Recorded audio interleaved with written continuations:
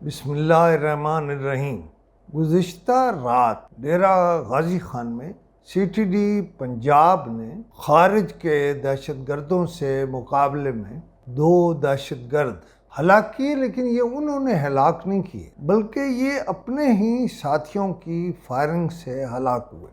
لیکن C T D Punjab نے جو کچھ خارج کے ساتھ کیا وہ بھی شاید اپنی مثال آپ ہے اور انہیں شاباش دینی چاہیے۔ میں گزشتہ 2 ہفتوں سے مسلسل یہ کہہ رہا تھا کہ اس وقت کوئٹہ سے جتنی سمگلنگ ہو رہی ہے اس کے 2 روٹ ہیں، ایک ڈیرہ اسماعیل خان والا روٹ اور دوسرا ڈیرہ غازی خان کا روٹ۔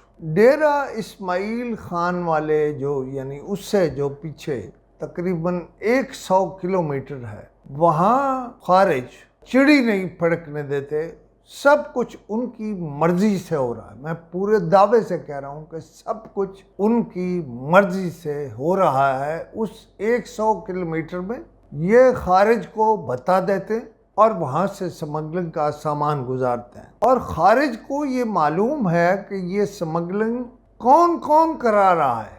اب اصل میں بہت زیادہ ڈیرہ غازی خان سے یہاں سمگلنگ ہونے رہی ہے، اور روٹ کیا ہے؟ روٹ ہے ڈیرہ غازی خان سے ملتان سے فیصل آباد اور وہاں سے لاہور۔ لیکن یہ نہیں کہ اسلام آباد کا روٹ کام نہیں کر رہا۔ اسلام آباد کا روٹ پہلے کی طرح اسی طرح کام کر رہا ہے، اور کچھ لوگوں کے یہاں بھی سٹیکس ہیں۔ وقت آئے گا میں اس پہ بولنا شروع کر دوں گا، لیکن یہ جتنا کام ہے نا، اس کے لیے پورا ایک ریکٹ ہے، اور لاہور میں، فیصل آباد میں اور ملتان میں اور ڈیرہ غازی خان میں پوسٹنگ ٹرانسفر باقاعدہ پیسہ لے کر ہوتی ہے اور علاقے خریدے جاتے ہیں۔ اور آپ دیکھیے گا کہ اگلے کچھ دنوں میں وہ لوگ جو بدل گئے تھے، تو جو باہر چلے گئے تھے، وہ سب اپنی اپنی آسامی کی زیادہ یعنی رشوت دے کر یا مال دے کر وہیں واپس جا رہے ہیں۔ اچھا، یہ جب ہوگا نا تو پھر آپ کو میں بتاؤں گا کہ یہ کیوں ہے۔ وقتی طور پر میں آپ کو یہ بتا سکتا ہوں کہ جو اسلحہ ہے خارج کا، جو نظام چل رہا ہے خارج کے ساتھ، اس میں کسٹم اور کسٹم انٹیلیجنس کے لوگ ملوث ہیں۔ اچھا، کون کون ملوث ہے؟ مجھے کوئی اس پہ انکشافات کرنے کی ضرورت نہیں ہے۔ جو درخواستیں یا جو خط چیئرمین ایف بی آر کے پاس گئے ہیں کہ یہ لوگ ہیں جو سمگلروں سے ملے ہوئے ہیں اور اس اسامی پر ہیں اور اس اسامی پر جانا چاہتے ہیں، یعنی کوئی چھپی بات نہیں ہے، میں نہیں انکشاف کر رہا ہوں، خود کسٹم کے بعض ملازمین نے، chairman F B R, D G custom intelligence, اور مطلب آپ سمجھ لیں کہ کوئی جگہ انہوں نے چھوڑی نہیں ہے، اور اس پہ انکوائریاں ہو رہی ہیں، اور اصل میں اگر اس پر انکوائری کریں تو پورا کسٹمز اور کسٹمز انٹیلیجنس ننگا ہو جاتا ہے۔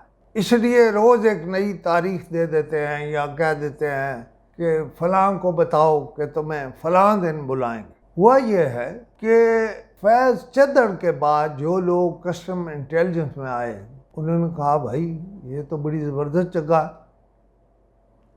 ریٹ بڑھ گئے اور اس کے ساتھ سمگلنگ بھی بڑھ گئی۔ اچھا، خارج جو ہے ان کے پاس جدید ترین اسلحہ بھی اسی پیسے سے آتا ہے یا اسی سمگلنگ سے آتا ہے، مطلب ان کے پاس تو ہتھیار وہاں پہنچ جاتا ہے، جدید ترین ہتھیار۔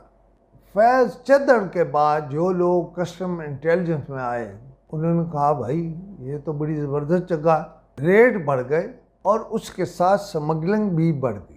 اچھا، خارج جو ہیں ان کے پاس جدید ترین اسلحہ بھی اسی پیسے سے آتا ہے یا اسی سمگلنگ سے آتا ہے، مطلب ان کے پاس تو ہتھیار وہاں پہنچ جاتا ہے، جدید ترین ہتھیار، اور اپنے ہی لوگ یعنی کسٹم کے ہی لوگ یا کسٹم انٹیلیجنس کے ہی لوگ اپنے عمل سے ہی اپنے لوگوں کو مروا رہے ہیں۔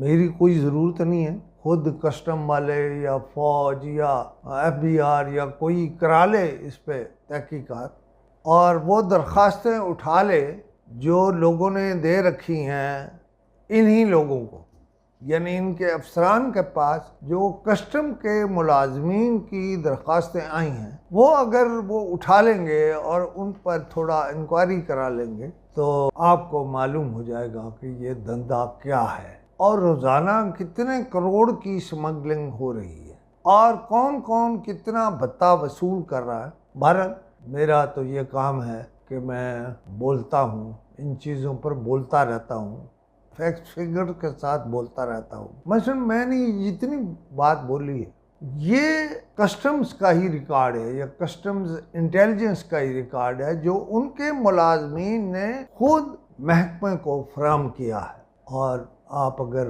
مجھ سے بات کرنا چاہیں تو ایک نمبر ہے رابطہ، وہ وہاں چل رہا ہوتا ہے، آپ اس پر بات کریں۔ مجھے کسی سے کوئی ذاتی لینا دینا نہیں ہے، لیکن میں اس کام کو نہیں چھوڑوں گا۔ خدا حافظ۔